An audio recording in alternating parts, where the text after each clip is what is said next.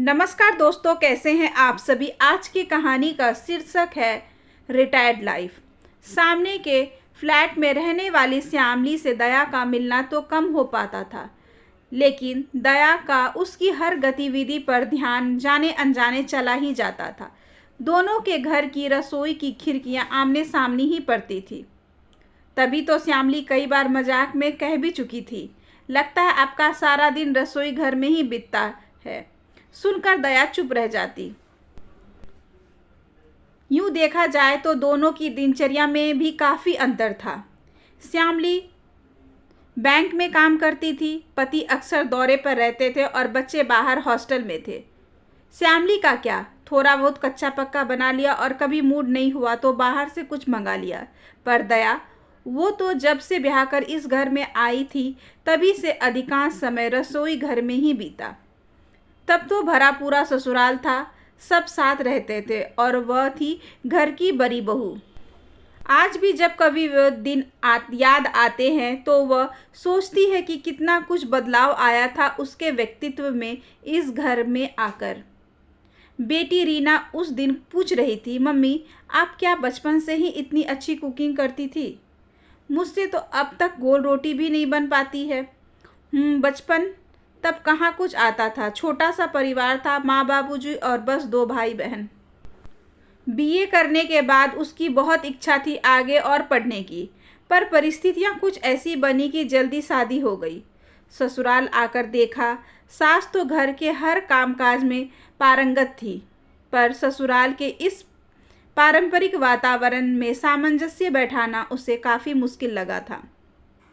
चूल्हा छुआई की रस्म तो खैर जैसे तैसे हो गई, पर जब कुछ दिनों बाद ननद प्रभा ने आदेश दिया कि अब सुबह की चाय भाभी बनाएगी तो वह चौंक गई थी। कम से कम 25-30 लोग तो होंगे ही उस समय घर में, और तब तक तो उस घर में गैस भी नहीं आई थी। उसने तो अब तक अपने घर में ज़्यादा से ज़्यादा 4-5 लोगों की चाय बनाई होगी। चूल्हे पर काम करने की भी आदत नहीं थी। खैर, चूल्हा तो प्रभा ने जला दिया था, पर जब वह भगोने में पानी कप से नापकर डालने लगी तो प्रभा हंसी थी। भाभी कहाँ तक नापोगी, पूरा भगोना भरकर चढ़ा दो। फिर जब शक्कर के नाप के लिए चम्मच टटोलने लगी तो प्रभा फिर हंसी थी। अरे भाभी, ये जो शक्कर के डब्बे में बड़ा सा कटोरा है ना, भरकर डाल देना। और हाँ, चाय के डब्बे में ही एक छोटी कटोरी है, वही नाप है। प्रभा ही थी जो उस समय हर काम में उसकी मदद कर देती थी। सब्जी के तेल मसाले से लेकर रोटी और पराठे के आटे तक का नाप तौल वही बताती रहती। फिर तो काम करते करते उसकी भी आदत हो गई थी। सास ने तो सिलाई बुनाई अचार पापड़ तक घर के सारे काम सिखाए थे, और अब वह एक अल्हड़ लड़की से एक कुशल गृहिणी बन गई। वह स्वयं भी नहीं समझ पाई थी। धीरे धीरे संयुक्त परिवार से वे लोग एकल परिवार हो गए। बच्चे भी अब बड़े होने लगे थे, पर घर को सुव्यवस्थित रखने, सुचारू रूप से चलाने में ही उसका पूरा दिन खप जाता था। मेहमानों की आवाजाही भी बनी रहती थी। पति प्रभात तो शुरू से ही कम बोलते थे और अधिक टोका टाकी भी नहीं करते थे।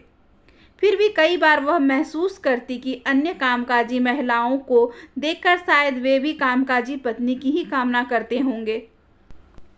घर के बढ़ते खर्च से बजट भी डगमगाने लगा था। बेटे की कॉलेज की पढ़ाई थी, फिर बेटी रीना की शादी आ गई तो कर्ज बढ़ गया था।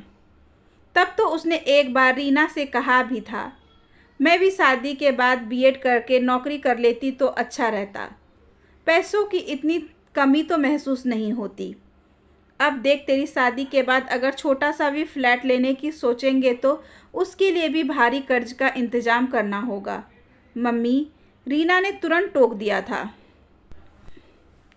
आप नौकरी करती तो हम भाई बहन की इतनी अच्छी परवरिश कैसे हो पाती?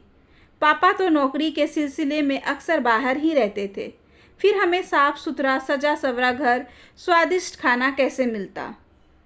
मुझे तो अब तक याद है कि हम भले ही कितनी देर से घर पहुंचते, आप हमेशा ही हमें गरम गरम खाना खिलाती थीं। अब मुझे देखो ना, दीपू का कहाँ इतना ध्यान रख पाती हूँ। कभी कभी तो उसे बुखार में भी घर छोड़कर ऑफिस जाना पड़ता है। पर रीना, तेरे पापा ने तो शायद ही कभी महसूस किया हो कि घर में रहकर मैंने कभी कोई योगदान दिया है इस गृहस्थी को चलाने में। मम्मी, रीना ने फिर बात काट दी। आप भी कैसी बातें कर रही हो? पापा कब मुंह पर किसी की तारीफ करते हैं, पर इसका यह मतलब तो नहीं है कि वे समझते नहीं हो है कि आपने कितना कुछ किया है, हमारे लिए ही नहीं पूरे परिवार के लिए भी, यहाँ तक कि चाचा बुआ सबके लिए, और अभी भी तो करती ही रहती हो। अब जब पापा रिटायर्ड हो जाएंगे तब खूब समय होगा आप दोनों के पास, जिम्मेदारियां भी तब तक कम हो जाएगी। तब पापा आपको बता पाएंगे कि कितना योगदान है आपका इस परिवार को बनाने में।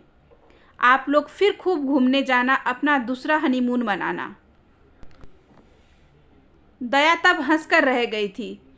बातें बनाना तो कोई तुमसे सीखे। रीना को हल्की सी झिड़की भी दी थी उसने। पर अब तो प्रभात वास्तव में रिटायर होने जा रहे हैं। आज ऑफिस का आखिरी दिन है, पार्टी वगैरह भी है, फिर अगले हफ्ते बच्चे भी आ जाएंगे।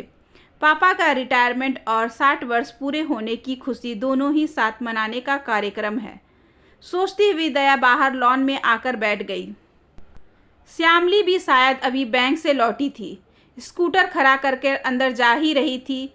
उसके चेहरे पर मुस्कुराहट थी। जाने अनजाने पता नहीं क्यों वह अपनी और श्यामली की तुलना करने लगी। चुस्त स्मार्ट श्यामली बैंक की नौकरी के बाद भी कितना वक्त निकाल लेती है।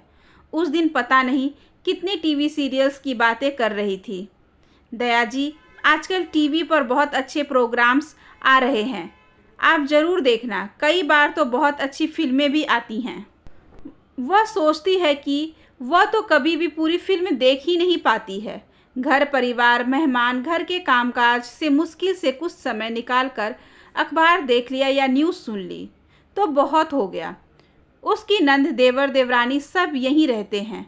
बस भाभी आप हो तो मायका ससुराल सब यही है हमारा। चलो, सबकी अलग अलग ज़िंदगी और जिम्मेदारियां होती हैं, वह क्यों तुलना करे किसी से अपनी, सोचकर उसने फिर आज खुद को समझा लिया था। प्रभात को भी लौटने में काफ़ी देर हो गई। वह सोच रही थी कि एक कप कॉफ़ी बनाकर पी ले, तभी स्कूटर की आवाज़ सुनाई दी। चलो, ये भी आ गए, अब साथ ही बैठकर कॉफ़ी पी लेंगे, सोचते हुए वह रसोई घर में आ गई थी। प्रभात कपड़े बदलकर सोफे पर आराम से पसर गए थे। वह कॉफ़ी के साथ कुछ बिस्किट भी ले आई थी। अरे, खाना पीना तो बहुत हो गया, बस कॉफ़ी ही लूँगा, बहुत थक गए लगते हो। वह पास आकर बैठ गई थी। थका तो नहीं हूँ, पर सोच रहा हूँ कि कल से क्या करूँगा। बरसों से रोज़ सुबह तैयार होकर ऑफिस जाने की आदत रही है। अब घर पर अकेले क्यों? हम दो तो है ना। अब बरसों बाद समय मिला है तो घूमेंगे, कहीं बाहर जाएंगे। अब तो आपकी जिम्मेदारियां भी पूरी हो गई हैं। दया ने कॉफ़ी का कप आगे बढ़ाया और फिर अपना कप उठाया। शायद तुम ठीक कहती हो, अब ज़िंदगी आराम की रहेगी। आखिर तुम्हारी तो पूरी ज़िंदगी एक रिटायर्ड लाइफ रही है। एक हाउसवाइफ की ज़िंदगी तो होती ही है रिटायर्ड लाइफ, आराम की ज़िंदगी। प्रभात पता नहीं और क्या क्या कहते जा रहे थे, पर दया के कान अब आगे कुछ सुनने नहीं पा रहे थे। कॉफ़ी का प्याला वैसे ही हाथ में रह गया था, मुंह का स्वाद भी कसेला हो गया था। एक ही शब्द कानों में गूंज रहा था, रिटायर्ड लाइफ। क्या पूरी ज़िंदगी में उसकी बस एक ही उपलब्धि रही है? अपने ही ख्यालों में डूबी दया यह सोचती रही। आशा करती हूँ कि आज की ये छोटी सी कहानी आपको अच्छी लगी होगी। अगर अच्छी लगी हो तो please like, share and subscribe करें हमारे चैनल को, ज़्यादा से ज़्यादा शेयर करें और बेल आइकन को ज़रूर प्रेस कर लें ताकि अगली वीडियोस की नोटिफिकेशन आपके पास सबसे पहले पहुँचे। धन्यवाद।